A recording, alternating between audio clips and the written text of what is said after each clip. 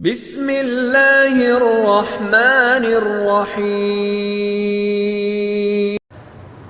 اعوذ باللہ من الشیطان الرجیم۔ بسم اللہ الرحمن الرحیم۔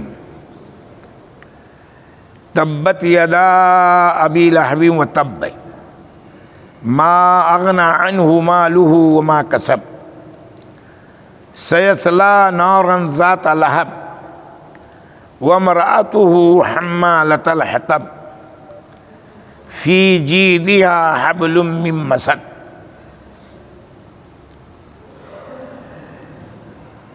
اس سورہ کا نام سورۃ اللہب ہے، اور یہ سورہ ہجرت سے پہلے نازل ہوئی ہے، اس لیے اس سورہ کو مکیہ سورہ کہا جاتا ہے۔ اس میں اللہ رب العالمین نے ایک خاص نام لے کر کے اس شخصیت کی اللہ رب العالمین نے واقعہ بیان فرمایا ہے۔ یہ سورہ کب نازل ہوئی، اس کے تعلق سے امام بخاری علیہ الرحمہ نے جو روایت نقل کیا ہے وہ جامع صحیح بخاری کی ہے کہ جب اللہ کے رسول صلی اللہ علیہ وسلم کے اوپر وَأَنذِرْ عَشِيرَتَكَ الْأَقْرَبِينَ یہ آیت کریمہ جب نازل ہوئی تو اللہ کے رسول صلی اللہ علیہ وسلم نے اپنی دعوت کا آغاز شروع کر دیا۔ اور عربوں میں جو رواج تھا کہ جب کوئی بات کا اعلان کرنا مقصود ہوتا یا کوئی بات اہم بات جب بتلانا مقصود ہوتا تو عرب کے لوگ کسی پہاڑی پہ چڑھ کر کے بلاتے تھے اور آواز لگاتے تھے یا کر کے، تو سارے عرب کے لوگ جمع ہو جاتے تھے۔ تو اللہ کے رسول صلی اللہ علیہ وسلم نے اپنی دعوت کا آغاز صفا پہاڑی پر چڑھ کر کے وہی آواز لگائی کہ اے لوگو لا الہ الا اللہ کہہ لو، کامیاب ہو جاؤ گے۔ جب یہ آواز لگائی تو عرب کے تمام لوگ اکٹھا ہو گئے، اور اللہ کے رسول صلی اللہ علیہ وسلم نے کھڑ کے آپ صلی اللہ علیہ وسلم نے فرمایا، یعنی سب سے پہلے ایک ماحول بنایا اور ایک سند لیا، تمام مکہ والوں سے پوچھا کہ اگر میرے بارے میں تم نے تجربہ کیا کہ نہیں تجربہ کیا ہے؟ تو تمام لوگوں نے کہا ہم نے آپ کا تجربہ کیا، ما جربنا کا الا حق، ہم نے جب بھی تجربہ کیا ہے تو یہ بات ہم لوگوں کے ذہن میں آئی کہ آپ حق اور سچ بولتے ہیں۔ اسی لیے اللہ کے رسول صلی اللہ علیہ وسلم کو زمانے جاہلیت میں بھی صادق اور امین کہتے تھے۔ جب آپ نے دعوت کا آغاز کیا تو سب سے پہلے صحابہ کرام کو متوجہ کر کے ایک سند حاصل کیا کہ آپ ہماری دعوت کو جانتے ہو، میرے زندگی کے حالات جو ہیں بچپن کے وہ سب آپ لوگوں کے سامنے ہیں، کھلی ہوئی کتاب کی طرح۔ جب سب لوگوں نے کہہ دیا کہ ما جربنا کا الا حق، اے نبی، اے محمد، اس وقت نبی نہیں مانتے تھے، اے محمد جو بھی میں نے جب بھی تجربہ کیا ہے تو آپ حق ہی بات کہتے ہیں، تو ایک مقدمہ یہ ختم ہوا، یعنی لوگوں سے آپ نے اپنی صداقت اور اپنی امانت داری کا سند لے لیا۔ تب اس کے بعد میں دعوت کا دوسرا قضیہ اور دوسرا مرحلہ پیش کیا، کہا اگر تم میری امانت داری کو جانتے ہو، میری صداقت کو جانتے ہو تو میں ایک بات کہنا چاہتا ہوں۔ تو دعوت کا یہ اسلوب نیا اسلوب تھا، آدمی کو پہچان کرایا کہ مجھے جانتے ہو کہ نہیں جانتے ہو، اور پھر دعوت کا جب اعلان کریں گے تو لوگوں کے ذہن میں وہ بات پیوست ہو جائے گی۔ تو آپ صلی اللہ علیہ وسلم نے فرمایا کہ اگر میں ایک بات کہوں تو تم لوگ مانو گے؟ حل مصدقیہ، حدیث بخاری کے، کیا میری بات کی تصدیق کرو گے؟ تو ان لوگوں نے کہا ہاں بلا، کیوں نہیں، ہم تو آپ کو جانتے ہی ہیں کہ حق اور سچ بات بولتے ہیں، اس لیے آپ کی تصدیق کریں گے۔ تو آپ نے فرمایا کہ میں ایک بہت بڑا لشکر جرار دیکھ رہا ہوں سامنے گئے، جو عنقریب آپ کے اوپر حملہ کرنے والا ہے، آپ کو توحید تیگ کر دینے والا ہے۔ عربوں کے سمجھ میں بات تو نہیں آئی، کہا کہ کس کی ہمت ہے جو مجھ سے لڑائی کرے، عرب کے لوگ جنگجو بھی تھے، لیکن اگر آپ کہہ رہے ہیں تو یہ بات ماننا پڑے گی۔ تو آپ صلی اللہ علیہ وسلم نے فرمایا کہ اے لوگو، یا ایھا الناس قولوا لا الہ الا اللہ تفلحوا، اے لوگو اگر تم اس بات کا اقرار کر لو کہ اللہ کے علاوہ کوئی عبادت کے لائق نہیں ہے، اس کا ترجمہ یہی کیا کرو ہمیشہ، اللہ کے علاوہ کوئی عبادت کے لائق نہیں۔ اب عبادت میں بہت ساری قسمیں آ گئی، عبادت میں نظر و نیاز آ گیا، بھروسہ آ گیا، توکل آ گیا، ساری چیزیں عبادت کہتے ہی ہیں۔ امام ابن تیمیہ نے عبادت کی تعریف کی ہے، ہر وہ اسم جامع، کہتے ہیں ایک ایسا عبادت، ایک ایسا لفظ ہے کہ جس سے اللہ راضی ہو جائے، جس سے اللہ خوش ہو جائے، ان تمام کام کو کرنا، اور جن سے اللہ ناراض ہو جائے ان تمام کاموں سے اپنے آپ کو روک لینا، اسی کا نام عبادت ہے۔ تو یہ ترجمہ صحیح ہے، اللہ کے علاوہ کوئی معبود نہیں ہے، یہ تو 100% غلط ہے ترجمہ۔ اللہ کے علاوہ کوئی حق معبود نہیں ہے، یہ بھی ذرا ہاں محل نظر نہیں ہے، صحیح ہو سکتا ہے، لیکن اگر یہ کہہ دیا جائے کہ اللہ کے علاوہ کوئی عبادت کے لائق نہیں ہے تو معاملہ ایک دم صاف ہو جاتا ہے کہ کسی سے نہ مدد مانگی جا سکتی ہے، کسی کے آگے نہ سجدہ کیا جا سکتا ہے، کسی کو آپ مشکل کشا نہیں مان سکتے، کسی کے لیے نظر و نیاز نہیں ہو سکتا، کسی کے اوپر بھروسہ نہیں ہو سکتا ہے سوائے اللہ رب العالمین کے۔ یہ بات طے ہو جاتی ہے۔ تب جب یہ کہا کہ میرے اوپر ایک حملہ کرنے والا لشکر آ رہا ہے تو عربوں میں بڑے تعجب کی بات ہو گئی، اور سب سے زیادہ جو معاملہ ہوا ابو لہب سب سے پہلے کھڑ کر کے کہا تبا لک یا محمد، اے محمد آپ کو برباد ہو جاؤ، تمہارے لیے بربادی اور ہلاکت تمہارا مقدر بن جائے، کیا الہذا جماعتنا، کیا اسی کے لیے آج تمام لوگوں کو جمع کیا ہم لوگوں کو؟ اور یہ کہہ کر کے چلا گیا۔ تب اللہ رب العالمین نے اس کے جواب میں یہ آیت نازل فرمائی کہ محمد آپ کو ہلاکت نہیں ہے، ہلاکت وہ ہے جو یہ کہہ کر کے گیا ہے۔ اسی وقت یہ آیت کریمہ نازل ہوئی، سورہ تبت یدا ابی لہب وتب ما اغنی عنہ مالہ وما کسب، یہ سورہ اسی وقت نازل ہوئی۔ اور آپ جانتے ہیں کہ ابو لہب اس کا نام نہیں ہے، اس کا نام عبد العزیٰ تھا، یہ کنیت ہے، ابو اور اب یا کی طرح سے ہو جائے تو اس کا نام کنیت ہے۔ یہ ابو لہب اس کی کنیت دو وجہوں سے پڑی ہے، ایک تو دنیاوی اعتبار سے اور ایک آخرت کے اعتبار سے۔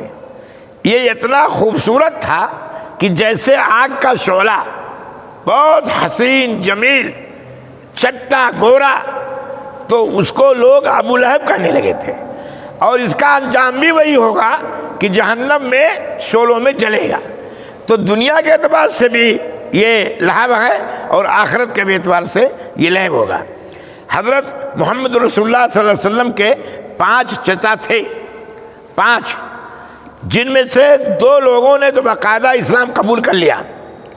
ایک حضرت حمزہ رضی اللہ تعالیٰ عنہ، جنہیں سید الشہداء کہا جاتا ہے، جن کا بڑا اونچا مقام ہے نہیں، سید الشہداء ہے، غزوہ احد میں یہ شہید کر دیے گئے تھے، اور ابو سفیان کی بیوی نے مسلح کر دیا تھا، اور حمزہ کا کلیجہ جامع صحیح بخاری کی روایت میں چبایا تھا، اتنا بڑا کلیجہ تھا کہ وہ نگل نہیں سکی، تھوک دیا۔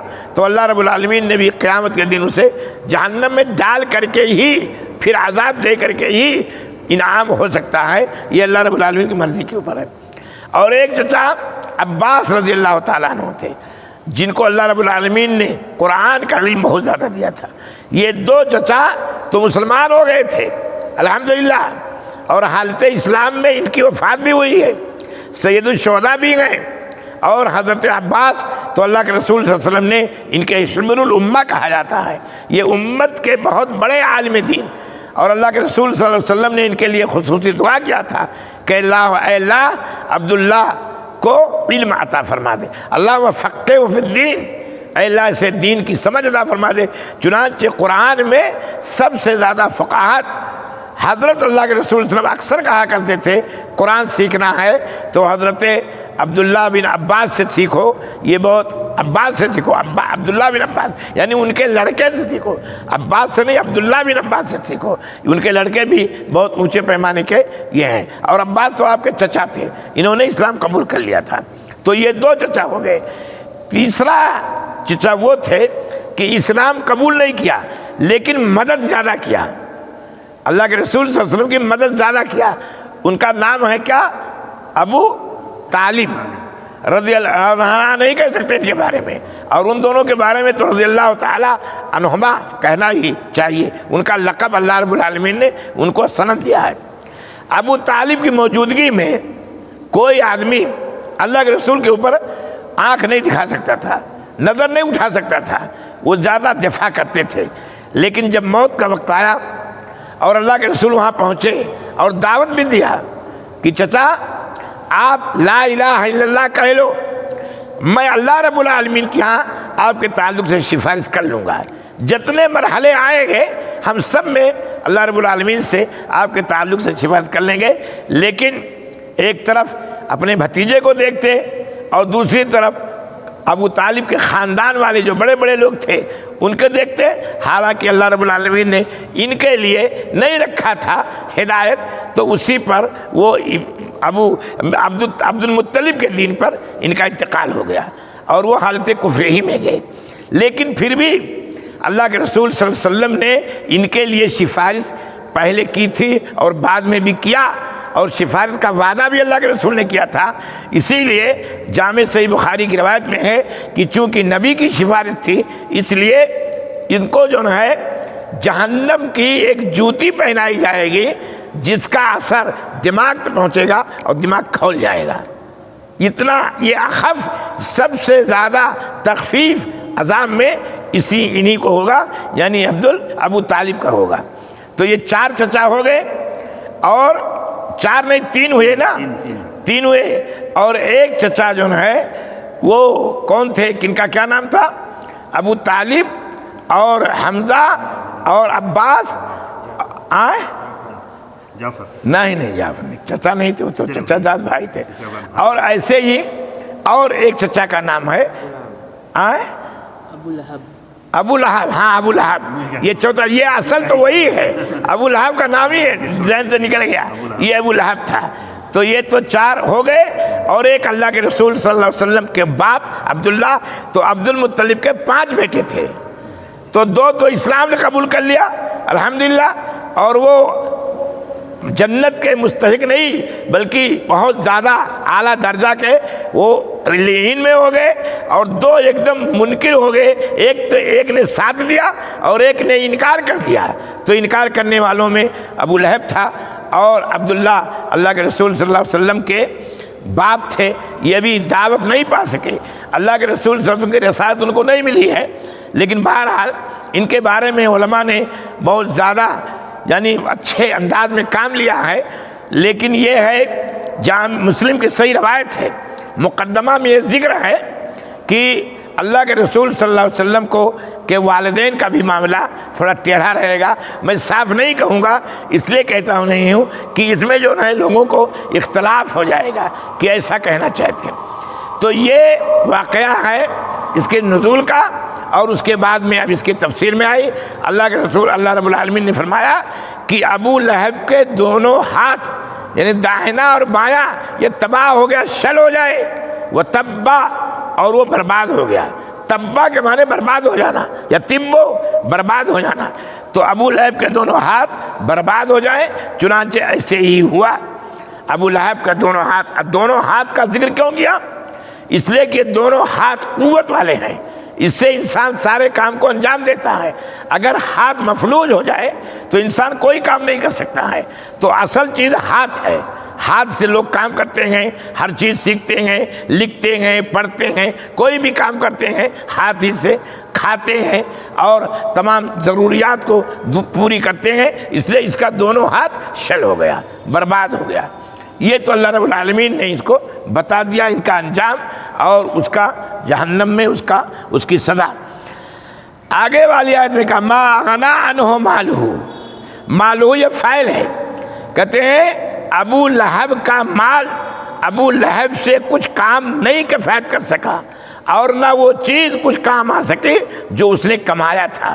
اب کسبہ کے معنی کمانا، تو بہت سارے لوگ اکثر مفسرین کسبہ سے ان کی اولاد کو مراد لیا ہے کہ اس کا مال اس کو کچھ نفع نہیں پہنچا سکا، اور نہ اس کی اولاد اسے کچھ نفع پہنچا سکی۔ لیکن اگر ایسا کیا جائے کسبہ میں دونوں آ جائے، یعنی وہ بھی اور مال بھی، آدمی مال کماتا ہے، محنت سے جمع کرتا ہے، اور اولاد بھی، یہ باپ کی کمائی ہوتی ہے کھیتی میں، تو اگر دونوں میں ایک بات لے لیا جائے تو اس سے کوئی بات نہیں۔ یہ مال کو الگ سے اس لیے ذکر کر دیا ہے تاکہ لوگوں کے ذہن میں بات آ جائے واضح طور پر، اور یہ سمجھ جائے انسان، کیونکہ کسبہ کا معنی تو سمجھنے میں دیر لگے گی، لیکن یہ چیز سمجھنے میں، جس کے پاس مال ہوتا ہے وہ کتنا بڑا مجرم ہوتا ہے، لیکن مال کے ذریعے سے آدمی عافیت پا جاتا ہے۔ بہت سارے لوگ کہتے ہیں مال رہے قتل کرو، کوئی معاملہ نہیں ہے، فساد مچاؤ، کیونکہ مال ہی یہ فساد کی بنیادی جڑ ہے۔ اس سے آدمی معصیت کرتا ہے، گناہ کرتا ہے مال کی خاطر۔ تو اخبارات میں دیکھیے تو آپ کو یہ پتہ چلے گا کہ کتنے لوگ اپنے والدین کو قتل کر دیتے ہیں، اور جو جہاں شاہی نظام ہے، نظام شاہت ہے، یہ صحیح تو نہیں ہے بہت حد تک، تو وہاں اس کو بھی قتل کر دیا جاتا ہے، بیٹے کو قتل کر دیتے ہیں، باپ کو قتل کر دیتے ہیں، ماں کو قتل کر دیتے ہیں، کس کے خاطر؟ مال کے خاطر۔ تو مال کو واضح کر دیا اور کسبہ میں رکھ دیا بچے کو، والدین کی کمائی، لیکن دونوں میں یہ کسبہ شامل ہے، اس میں کوئی حرج کی بات نہیں ہے۔ اب اگر مال اور دولت لاکھ کسی کے پاس ہو، فوج ہو، فرعون کا بھی واقعہ اس میں آ گیا، فرعون کے بعد مال بھی بہت زیادہ تھا، اور اس کے پاس اولاد بھی بہت زیادہ تھی، اور اس کے پاس اقتدار بھی بہت زیادہ تھا، لیکن جب وہ سمندر میں ڈوبنے لگا تو کیا مال نے کچھ کام کیا؟ اس سے معلوم ہوتا ہے ایک عام چیز ہے کہ آپ غلط کام کرو گے اور جب انجام تمہارا برا ہوگا تو مال اور تمہاری اولاد، دنیا نے دیکھا ہے، ایسی تاریخوں کو دنیا نے پڑھا ہے کہ کبھی بھی کام آنے والے نہیں ہیں۔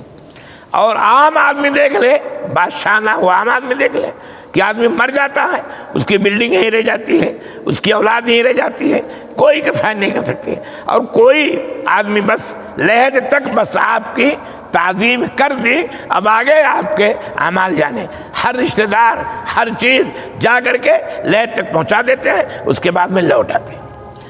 اب اس کے بعد میں اللہ رب العالمین نے فرمایا سیصلیٰ نارا ذات لہب، شعلوں والے آگ میں عنقریب وہ پہنچے گا۔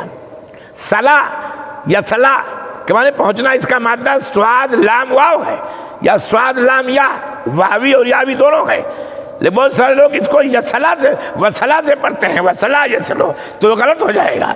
صلا اصلی کے معنی جہنم میں جالنا، جہنم میں ڈلنا، جلنا، جہنم میں جلنے کو کہتے ہیں، اسی لیے تسلا نار حامیہ، قرآن نے ایک جگہ کہا کہ خوب زیادہ دہکتی ہوئی آگ میں یہ لوگ پہنچیں گے اور جلیں گے، ہے کہ نہیں؟ تو سیصلیٰ کا معنی یہی ہے، سواد لام وا مادہ ہے، صلا وصلا یسلو نہیں مادہ، نہیں اس کا ترجمہ غلط ہو جائے گا۔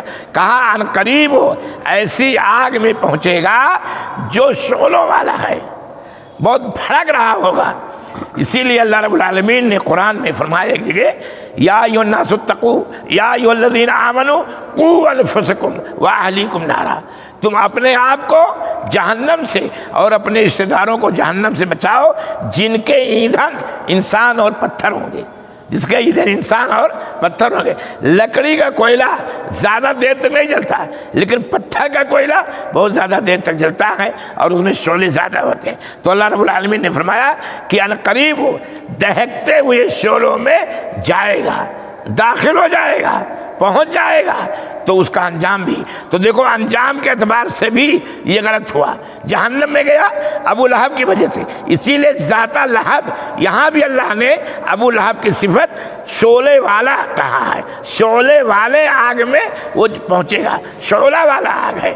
تو دنیا کے اعتبار سے بھی خوبصورت تھا اور آخرت کے اعتبار سے بھی جہنمی میں جلے گا، دونوں کا انجام اس کا جہنم ہی ہے۔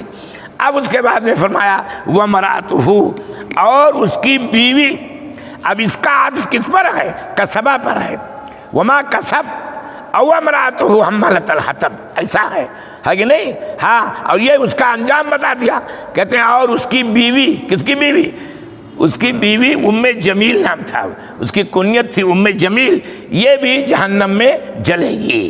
یہ حمالۃ الحطب، لکڑیوں کا بوجھ ڈھونے والی تھی۔ کیا مطلب؟ اس کی صفت دنیا میں یہ تھی جیسے اس کا شوہر ابو لہب اللہ کے رسول کا دشمن تھا، بہت سخت دشمن تھا، ویسے اس کی بیوی بھی اللہ کے رسول صلی اللہ علیہ وسلم کے بہت سارے دشمنی کرتی تھی۔ وہ جنگلات سے جھاڑ لاتی تھی، بہت بوجھ ڈھونے والی تھی، لکڑیوں کا بوجھ سروں پر لا کر کے، اور ایسی لکڑیاں جس میں کانٹے دار ہوتے تھے، جو بہت زیادہ کانٹا ہوتا تھا، رسول اللہ صلی اللہ علیہ وسلم کے راہ میں بچھا دیتی تھی تاکہ آپ جلیں اور آپ کو تکلیف واقع ہو۔ تو یہ دونوں میاں بیوی مل کر کے دونوں یہ کام انجام دیتے تھے، اس لیے دونوں کا انجام وہی ہوگا، جہنم ہی رسید ہونا ہے۔ اور اس کی بیوی جو لکڑیوں کا گٹھا ڈھونے والی ہے، اس کا بھی انجام ان قریب جہنم میں ہے۔ فی جیدہا، اور اس عورت کے گلے میں، رگ میں، گلے میں حبل من مسد، مسد موج کو کہتے ہیں، موج تم لوگ نہیں جانتے ہو، ایک درخت، ایک ایسا پودا ہے جو بہت زیادہ کھانے پینے والا سامان جس میں لوگ رکھتے ہیں نا، اس کو بنتے ہیں عورتیں، ہے کہ نہیں؟ ہاں، اس کو موج کہا جاتا، موج۔ بہت، اگر آپ موج کو ہاتھ سے پکڑ لیں تو یہ آدمی یہ جو ہے اس میں کٹ جائے گا، ہاتھ کٹ جاتا ہے اس میں، موج میں، اس کو پکڑ کے۔ یا کچھ لوگ کہتے ہیں رسی بنی ہوئی، بندھی ہوئی رسی، بنی ہوئی، بٹی ہوئی رسی، اگر آپ اس کو کھینچیں گے تو اس سے بھی ہاتھ کے کٹنے کا اندیشہ ہے۔ اور اس کے شہ رگ میں، گردن میں ایسی رسی ہے جو موج کی ہوگی، کاٹ دینے والی ہوگی، اگر اس کو سختی کے ساتھ کر دیا جائے تو آدمی کٹ جاتا ہے۔ تو یہ اس سورت کے تعلق سے چند باتیں ہو گئیں۔ سورت کا شان نزول ہوا اور اس کا ترجمہ ہوا، اس کی تشریح ہو گئی، اور یہ بھی بتایا جب بھی اس سورہ کو پڑھو تو آپ کے ذہن میں ابو لہب کا واقعہ آنا چاہیے، اور اس واقعے کو اللہ نے محفوظ کیوں کیا ہے، اس کی وجہ کیا ہے؟ اس لیے محفوظ کیا ہے جب بھی آپ پڑھو تو ابو لہب کا انجام دیکھو، اور نبی کریم صلی اللہ علیہ وسلم کے مظلوم دیکھو، کتنا مظلوم تھے، وہ خود ظلم کرتا تھا، اس کی بیوی بھی ظلم کرتی تھی، اللہ کے رسول جواب نہیں دیتے تھے۔ تو دین کے راہ میں جب بھی آپ کو ہوگا اس صورت کا نازل کرنے کا مقصد یہ ہے کہ جب بھی دین کے کام میں آپ کوئی کام کرو گے تو رکاوٹیں آئیں گی، آپ کے خلاف بغاوت ہوگی، آپ کا خاندان آپ کے خلاف ہوگا، آپ کا معاشرہ آپ کے خلاف ہوگا، ہر کوئی آدمی آپ کا برا بن جائے گا، جو آپ کو اچھا کہتا ہے وہ بھی برا بن جائے گا، اس لیے کہ دین کے کام میں آپ منہمک ہو، اس لیے برا بن جاؤ گے۔ کسی کا مال آپ نے نہیں کھایا تھا، کسی کا قسم نہیں کیا تھا، کوئی چوری نہیں کیا تھا، کہیں کوئی بات نہیں ہوئی تھی، لیکن صرف اور صرف توحید کی دعوت، کیونکہ یہ 360 بتوں کے پجاری تھے، اللہ کی طاقت کو 360 بتوں میں باندھ رکھا تھا، اور ان کے ذہن میں یہ بات آ چکی تھی کہ 360 کی طاقت زیادہ ہوتی ہے ایک کے مقابلے میں، لیکن یہ لوگ جانتے نہیں تھے کہ توحید کیا ہے۔ اسی توحید کے لیے جو بھی دعوت کرو گے، اٹھو گے، تو آپ کے ساتھ بربادیاں آئیں گی، آپ کے حصے میں گالی آئے گی، آپ کے حصے میں سب کچھ آئے گا۔ اس لیے اس سورت کو جب بھی پڑھو تو اس کا پس منظر سامنے رکھو، یہ آیت کب نازل ہوئی ہے اور کیوں نازل ہوئی ہے، اور اس کو کوڈ کیوں قرآن نے کر لیا۔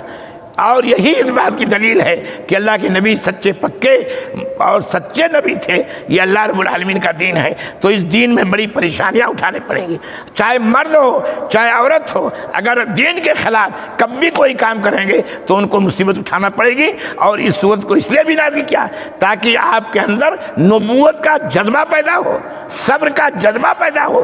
بر وقت کسی چیز کا جواب دینا یہ قطعاً درست نہیں ہے.